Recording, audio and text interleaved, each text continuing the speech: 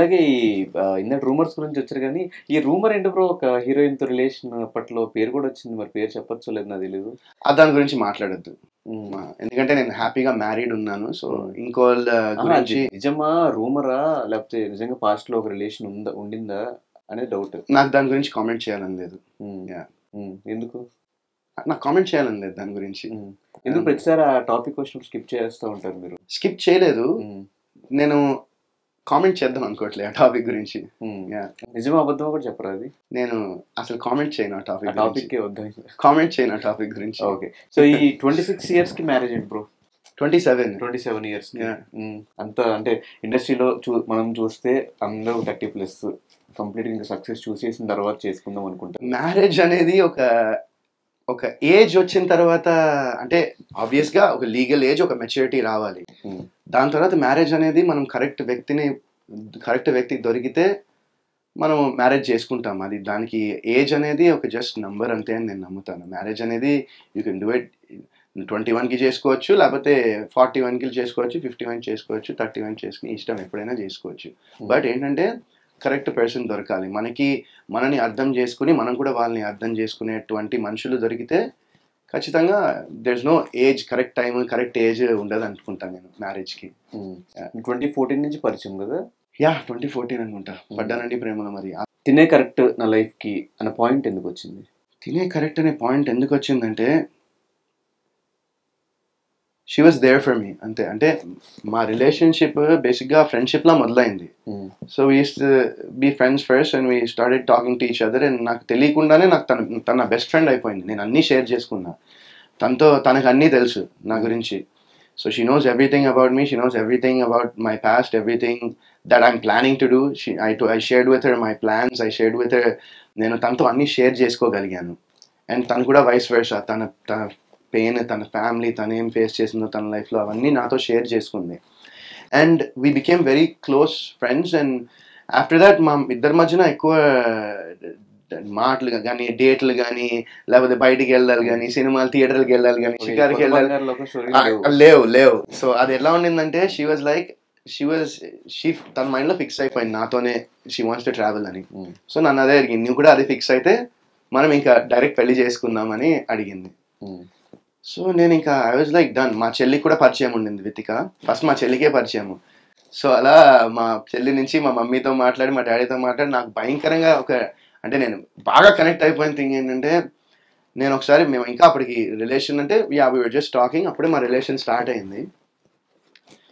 అయిన తర్వాత నేను యూఎస్లో ఉన్నాను, లాస్ వేగస్కి వెళ్ళినాము న్యూ ఇయర్కి, 31st December న్యూ ఇయర్కో బర్త్డేకో నాకు ఎగ్జాక్ట్ గుర్తు రావట్లేదు, బట్ న్యూ ఇయర్కి అనుకుంటా.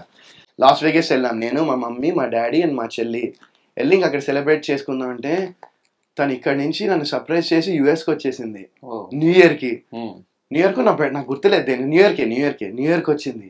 నాకు అసలు ఫ్యూజ్ అవుట్, ఎందుకంటే నా లైఫ్లో ఎవరు అలాంటి సర్ప్రైజ్ నాకు చేయలేదు.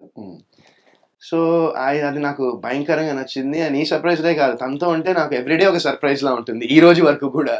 So that is what she's full of surprises and she's చాలా కైండ్ హార్టెడ్ వ్యక్తి, చాలా పెద్ద మనసున్న person Vithika. So that is what I love about her. Lucky bro, ఇప్పుడు కూడా పాపం వెళ్ళేటప్పుడు కూడా తినేసేళ్ళు, బయటికి తినేసేళ్ళు, 4 చెప్పారు మరి ఇంటర్వ్యూ మధ్యలో ఆపు మరి. సో ఈ మ్యారేజ్ డేట్ గుర్తుందా బ్రో? మ్యారేజ్ డేట్ ఎందుకు గుర్తుండదు? August 19th. బర్త్డేనో న్యూ ఇయర్ గుర్తు? న్యూ ఇయరే, అది న్యూ ఇయరే. ఇది marriage day August 19th. Vithika గారి బర్త్డే Feb 2nd. ఇవన్నీ ఇవి మర్చిపోతూ ఉంటారు కదా. అంటే మాది పెళ్లి కూడా ఎట్లా అంటే August 18th మొదలు పెడితే 19th కంప్లీట్ అయింది. అదేంటి? నైట్ అయింది. నైట్ అయింది. నైట్ నుంచి ఇంకా నెక్స్ట్ డే వరకు జరిగింది అనమాట. సో నేను అప్పుడప్పుడు 18th అంట, 19th అంట, బట్ 19th అయితే ప్రాసెస్ మొత్తం అయింది కాబట్టి 19th. ఆ మధ్యలో ఒకటి గొడవలైంది, తను సూసైడ్ అటెంప్ట్ చేసింది, ఇవంతా అది గొడవలు ఏం కాదు. నేను అదే అంటున్నా, అందరూ అదే అడుగుతున్నారు. ఇది నేను దీని గురించి చెప్పి అన్ని ఇంటర్వ్యూల్లో నాకు అసలు ఇంకా చెప్పాలని కూడా లేదు. బట్ నేను ఆల్రెడీ చాలా సార్లు క్లారిఫికేషన్ ఇచ్చా దీనికి, చాలా సార్లు రెస్పాన్స్ ఇచ్చా దీనికి, బట్ మళ్ళీ చెప్తా అడుగుతున్నావు కాబట్టి. సో అదేమైందంటే వితిక ఆ టైంలో తనకి స్లీపింగ్ ప్రాబ్లమ్ ఉండింది, తనకి ఇన్సామ్నియా వచ్చి she was not able to sleep basically. So they gave her strong doses of ఇవి అదే స్లీపింగ్ టాబ్లెట్స్ ఇచ్చారు ఇన్ని డేస్కి వేసుకోవాలని. సో తను ఏం చేసిందంటే బేసిక్గా she had a tablet and she forgot that she had it. Basically తను మర్చిపోయింది ఆ టాబ్లెట్ వేసుకున్నానని. సో ఇంక సంథింగ్ తినేసిందా మళ్ళీ ఇంకో టాబ్లెట్ వేసేసరికి she felt very weak and కళ్ళు తిరిగినట్టు అనిపించి she got admitted to the hospital. కళ్ళు తిరిగినాయి, వీక్నెస్గా అనిపించిందని. నేను అప్పుడు యూఎస్లో ఉన్నాను. సో ఇక నేను వెంటనే వచ్చేయాలా, ఏంటి అసలు ఏం జరిగింది అని వెంటనే వచ్చేద్దాం అనుకుంటే she was like no I'm fine, I'm in the hospital, ఇలా నాకు కొంచెం లో బీపీ అయిపోయింది, కళ్ళు తిరిగినట్టు అనిపించింది అని చెప్పి ఇమీడియట్గా అది గేవ్ హర్ సలైన్ వేసారు, వచ్చేసింది. దాన్ని అందరూ పట్టుకుని ఇంకా ఏదో గొడవలు అయిపోయినాయి, ఏదో అయిపోయింది, ఇంకా థంబ్నెయిల్స్ అన్నీ వేస్తారు కదా కొంతమంది, అలా వేసేసి ఇంకా దాన్ని కొంచెం ఏదో ట్రై చేశారు. బట్ ఇది జరిగింది. జనరల్ గా మీ ఇద్దరికి వేటి గొడవలు అయితే ఫస్ట్ ఎవరు సారీ చెప్తారు? నేనే చెప్తాను. యా డెఫినెట్ గా. ఏ వాటికి గొడవలు అవుతూ ఉంటాయి ఎక్కువ?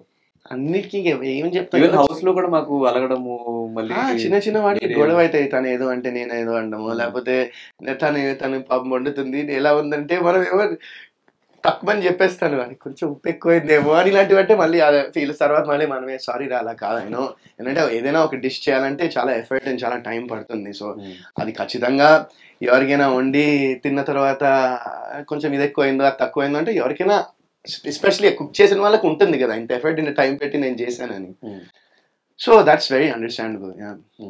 అలాగే నాకు బాధ అనిపించింది, నాకు సోహెల్ చెప్పాడు ఈ మ్యాటర్, మిస్క్యారేజ్ 2 times అని చెప్పేసి. 2 times అవ్వలేదు, వంట ఇగో ఇదే అంటున్నా, ఇలా ఒకళ్ళు ఏదో వింటారు, ఎవరో ఏదో చెప్తారు, ఎవరో ఏదో ఒకళ్ళు వింటారు, అది 1 నుంచి 2 నుంచి 3 నుంచి 5 నుంచి 10 వెళ్ళిపోతుంది. లేదు ఓకే, అంటే నాకు తెలిసి కాదు, మరి సోహెల్ కి మరి ఎలా తెలుసో తెలియదు. నేను రాంగ్ అన్నా, నాకు 2 అని చెప్పినట్టు ఒకసారి అట్లా అయింది. సో ఫాదర్ అయ్యాము అని తెలిసిన వెంటనే ఇట్లా మిస్క్యారేజ్ అయినప్పుడు ఆ రియాక్షన్ ఎలా ఉండింది బ్రో? ఆ టైంలో ఫీల్ ఎలా అనిపించింది? అంటే ఆ ఫీల్ ఎలా అనిపించింది అంటే ఎవరికైనా బాధ అనిపిస్తుంది కదా అలా జరిగితే. ఇప్పుడు అంటే I think she was maybe 1-2 months or something pregnant and miscarriage అయింది. సో ఎవరికైనా ఆబ్వియస్గా బాధ అనిపిస్తుంది కదా, అరే పాపం ఇట్లా అయింది ఏంటా అని. అండ్ తన మీద కూడా ఒక చిన్న అరే ఓకేనా కాదా ఏంటి అనే ఒక ఫీలింగ్ ఉంటుంది కదా ఆబ్వియస్గా. అట్లా అయితే ఎవరికైనా డెఫినెట్గా బాధ అనిపించింది.